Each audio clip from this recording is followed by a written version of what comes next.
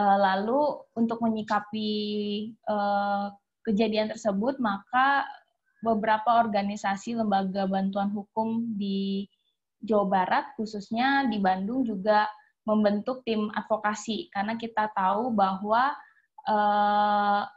ada hal-hal seperti biasanya terjadi penangkapan dan juga kekerasan terhadap aksi massa yang melakukan demonstrasi. Lalu pada tanggal 6, tim advokasi kemudian membuka hotline pengaduan bagi masyarakat jika ada masyarakat yang ditangkap atau mendapatkan kekerasan dari aparat. Semenjak tanggal 6, 7, dan 8, total pengaduan yang masuk itu sekitar 226 laporan ke hotline LBH, ke hotline tim advokasi, dan juga ada yang masuk melalui masing-masing lembaga bantuan hukum. Namun sayangnya ketika tim advokasi hendak mendampingi para pengaduan-pengaduan yang masuk ini, kami mendapatkan adanya penghalang-halangan penyelenggaraan bantuan hukum dari pihak kepolisian. Pada tanggal 7, ketika advokat kami hendak memverifikasi setiap nama-nama yang masuk ke dalam pengaduan hotline, kita tidak dapat melakukan pengecekan di Polrestabes. Selain itu, advokat yang sedang melakukan tugas bantuan hukum tidak mendapatkan informasi apapun, tidak dapat melakukan pengecekan nama, dan hanya mendapatkan informasi bahwa keluarga sudah dihubungi atau sudah dipulangkan. Hal ini memang cukup menyulitkan karena pengaduan-pengaduan yang masuk terus mengkonfirmasi ke LW Bandung bagaimana proses penangkapan dan pelepasan massa aksi, serta kita kesulitan untuk memberitahukan informasi-informasi kepada keluarga ataupun pengaduan-pengaduan yang masuk ke LBH Bandung. Selanjutnya mungkin Pak Kang Agus boleh berbicara. Nah, dari... Oke. Halo, tes. Mangga Kang. Oke. Ya, menyikapi dengan persoalan pengesahan Unisba Cipta Karya ini, hampir seluruh di Indonesia ini terjadi aksi unjuk rasa. Dalam hal ini kami dari LBH Ansor Jawa Barat juga ikut berpartisipasi dan ikut bergabung dengan teman-teman dari lembaga bantuan hukum yang ada di Jawa Barat. Sebenarnya banyak persoalan-persoalan dari aksi ini sesuai dengan negara kita adalah negara hukum, yang itu adalah salah satunya adalah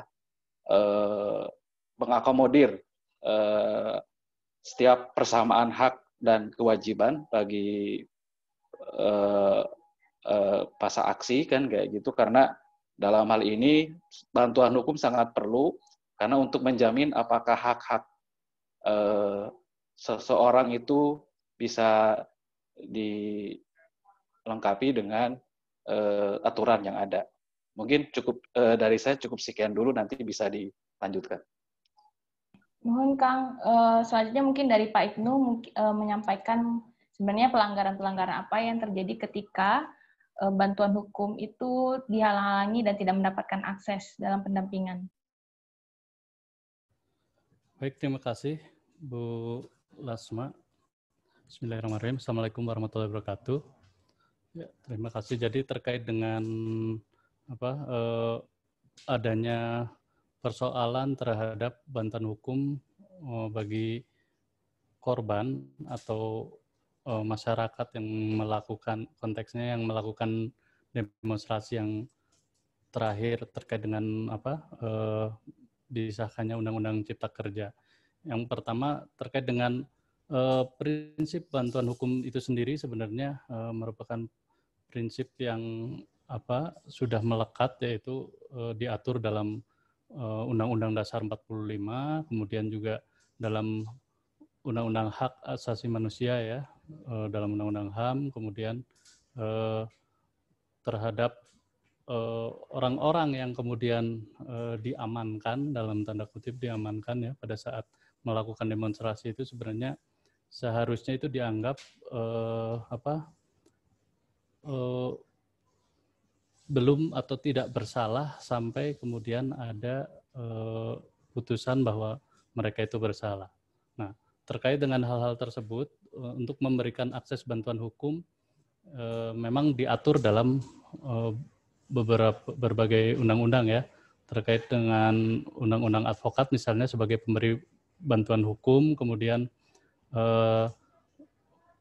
undang-undang bantuan hukum itu sendiri ya, dari Undang-Undang Nomor 16 Tahun 2011 yang merupakan hak bagi setiap warga negara, khususnya warga yang tidak mampu akan mendapatkan bantuan hukum. Ya, kemudian undang-undang lainnya seperti Undang-Undang Hak Sipil dan Politik, ya, kedudukan warga negara yang sama di hadapan hukum. Ya, nah, terkait dengan sanksi-sanksi bagi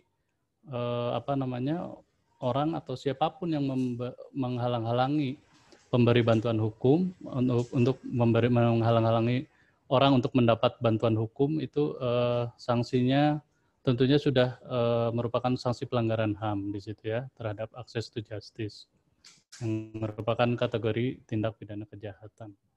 Demikian sementara Mbak yang bisa disampaikan. Terima kasih Pak Ibnu.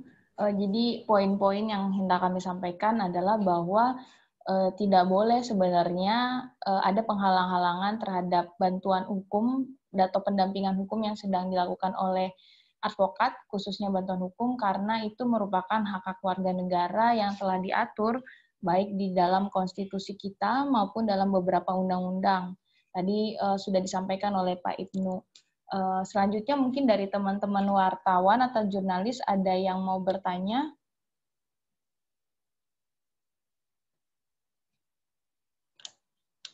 Dipersilakan untuk raise hand atau chat dulu supaya dari tim teknis admin bisa membuka mic teman-teman.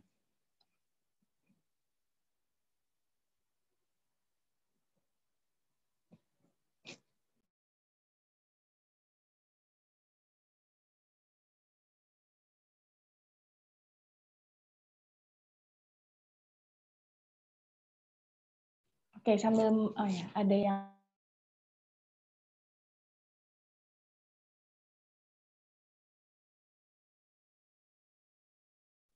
sambil menunggu kawan-kawan untuk bertanya, memang pada prakteknya setelah pengaduan kita terima di tanggal 678 tersebut, tim advokasi melakukan pengecekan sebenarnya di kantor kepolisian khususnya Polrestabes.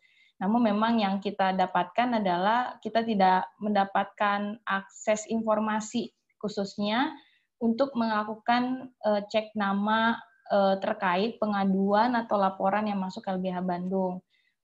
Selain itu ada juga kejadian di mana ketika advokat sedang melakukan tugasnya, pihak kepolisian malah menghalang-halangi dengan bahkan hampir membawa salah satu advokat LBH Bandung pada saat melaksanakan tugasnya.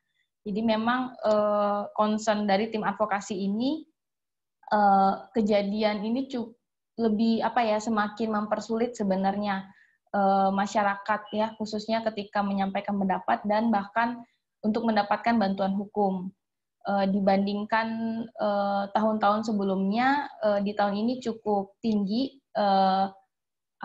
angka yang masuk ke LBH dan angka yang jumlah masa aksi yang ditangkap oleh pihak kepolisian. Jadi memang akses bantuan hukum itu sangat penting untuk dipastikan diperoleh dan diberikan kepada warga negara. Mungkin dari teman-teman ada yang mau bertanya?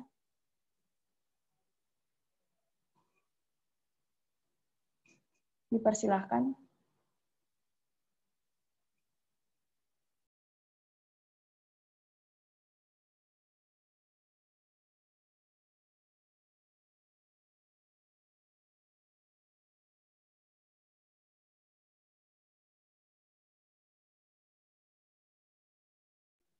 Itu ada yang bertanya. LBH Bandung tolong dibuka mic-nya. Selamat siang, Teh Lasma, Pak Ibnu, dan Pak Agus. Saya Emil dari suara.com. Barangkali ini bisa dijelaskan juga kali ya, terkait dengan berapa pengaduan yang juga sampai saat ini diterima, baik itu melalui hotline maupun tidak melalui hotline, kemudian ataupun secara langsung, kemudian terkait dengan alasan kenapa dihalang-halangi dari pihak kepolisian, kemudian juga mungkin Pak Ibnu bisa menjelaskan lebih detail terkait dengan aturan ataupun sanksi yang akan diberikan ketika ada pelanggaran begitu, untuk menghalang-halangi warga sipil mendapat bantuan hukum. Terima kasih. Oke, mungkin saya bisa bantu jelaskan Teh jumlah angka yang masuk ke hotline bersama ya. Ini kita sepakati sebagai hotline pengaduan dari tim advokasi ini. Total terakhir itu per tanggal 9, sebentar saya buka, ada 226 laporan. Itu memang beda-beda setiap harinya. Kalau rinciannya itu, sebentar. Di tanggal, sebentar ya Teh, sambil saya buka dulu. Pada tanggal 7 itu ada 9 orang sebenarnya yang ditangkap di malam hari. Lalu kita mengecek, di situ kita masih diperbolehkan untuk masuk. Lalu pada tanggal 8 ada, sebentar, ini, sebentar ya Teh.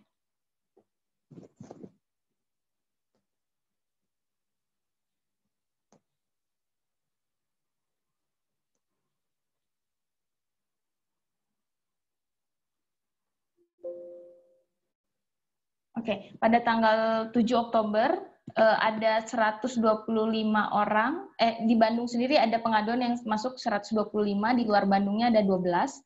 Lalu untuk 8 Oktober ada 87 pengaduan yang masuk, dan untuk luar Bandungnya ada 1. Nah, sebenarnya ini hanya masuk melalui hotline, sedangkan setahu saya ada juga beberapa pendampingan yang dilakukan, misalnya di LBH Cirebon itu mendampingi 120 orang, di LBH Sukabumi juga mendampingi, saya lupa berapa angka pastinya, lalu juga ada LBH Cianjur, itu berkoordinasi dengan LBH Sukabumi waktu itu untuk pendampingannya. Kalau untuk data sejumlah itu Teh. Mungkin selanjutnya bisa di pertanyaan berikutnya untuk Pak Ibnu. Ya, halo, ya. Terkait dengan pertanyaan dari Mbak Emil ya, dari suara.com, mengenai sanksi-sanksi bagi pihak yang menghalangi bantuan hukum. Nah ini memang ini kalau menghalang-halangi bantuan hukum itu sudah jelas pelanggarannya terkait dengan pelanggaran hak asasi manusia, di mana dalam Undang-Undang Hak Asasi Manusia yang mengatur mengenai hak untuk menerima bantuan hukum, khususnya hak warga negara Indonesia semuanya sama di hadapan hukum. Untuk menerima bantuan hukum itu ada di situ diatur dalam Undang-Undang HAM sendiri. Demikian, Emil.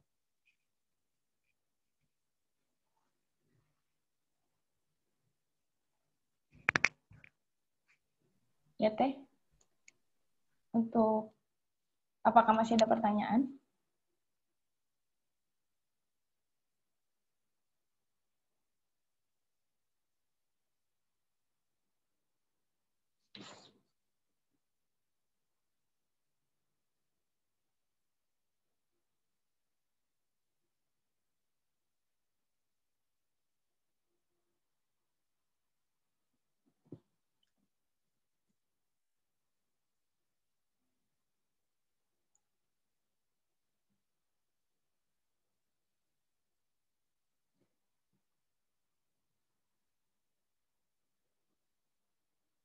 Kepada rekan-rekan, apakah masih ada pertanyaan? Silakan raise hand untuk yang mau bertanya.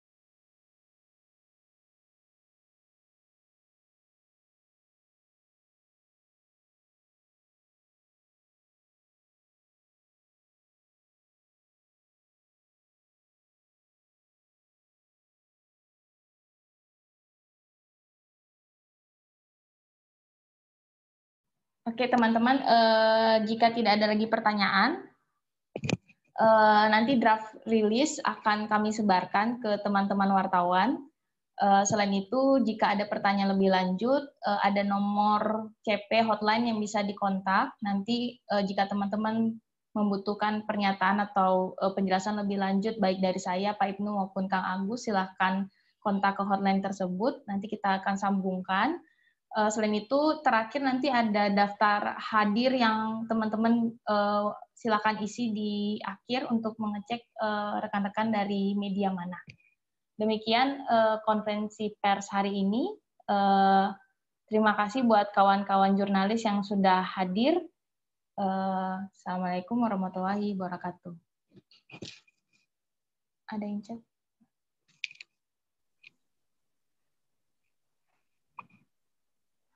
Kepada Pak Ibnu dan Kang Agus, terima kasih untuk kehadirannya di konferensi pers kali ini.